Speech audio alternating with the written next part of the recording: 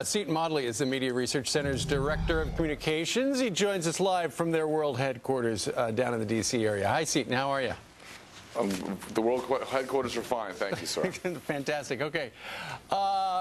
Okay, so some of them technically now are getting paid by the administration, but some would argue, some critics would argue, you would argue, they seem to be on the payroll for Obama all along during the campaign. Just look at it as a long-term internship leading up to the administration for the media, yes. Jay Carney joins Joe Biden. You had... Now, let's say where he was before. Yeah. Jay Carney, of course, the Washington bureau chief for Time magazine. He was a really big shot. That is a big shot guy to go to be communications director for the vice president. And he even wrote an article in September saying, John McCain and media bias, is it truth or is it a tactic in the campaign? Well, I think we know now what the answer to that question is. All right, we also have Dr. Sanjay Gupta, who is President Obama's leading candidate for Surgeon General. Of course, he is the doctor on call over at CNN. That's right, and he joins the Health and Human Services, where Linda Douglas resides, longtime ABC correspondent, and she left in the middle of the campaign last year to join with the Obama team. So there's a long history of the media wing of the Democratic Party switching sides.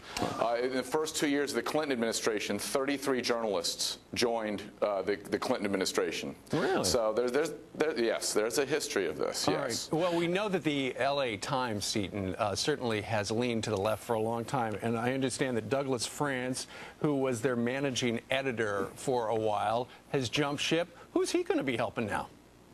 Well, specifically, I can't remember where he is in the administration, but I believe he's in the Justice Department, is he not? I think he's going to be the chief investigator on the Senate Foreign Relations Committee. Oh, that's right.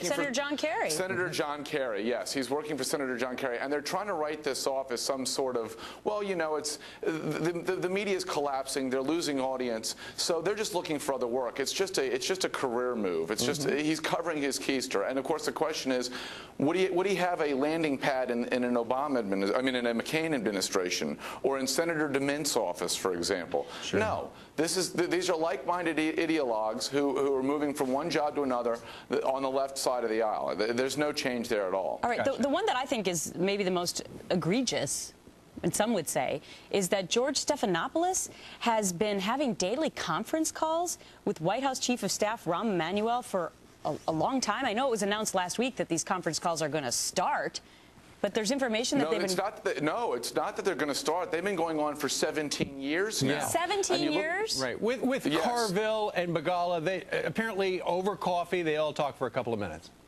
Right, but it's every day, and the Politico article last week made it abundantly clear. It was said straight away that every day the strategy sessions start, and you can't tell where George Stephanopoulos' idea starts and Rahm Emanuel picks up and takes off. This has been going on since George was at ABC in '97. Remember, Rahm Emanuel ran for Congress in 2002 with the daily assistance of Stephanopoulos. He led the DCCC and took over Congress for the Democrats with the help of Stephanopoulos. And now he's White House Chief of Staff, and he's getting daily assistance from the Chief Washington correspondent for ABC News. Well, and last but not least, Linda Douglas, who longtime network correspondent. She worked at ABC. I think she worked at CBS for a while as well. And during the campaign, she became the Obama spokesperson. She was the woman on the bus in the plane. She was at the National Journal at that point in her journalistic career, and then moved 5 feet to the right and joined the Democratic Party. Well, you know what, Seton? Here's your homework for the day. Figure out how many journalists went to work for the Bush administration, because you had the Clinton number. Do you know the Bush number? We don't have that, no. We do have that in the first Bush administration, 5 joined in the first 2 years versus 33. And a lot of them are smaller time players. You're not getting a Jay Carney.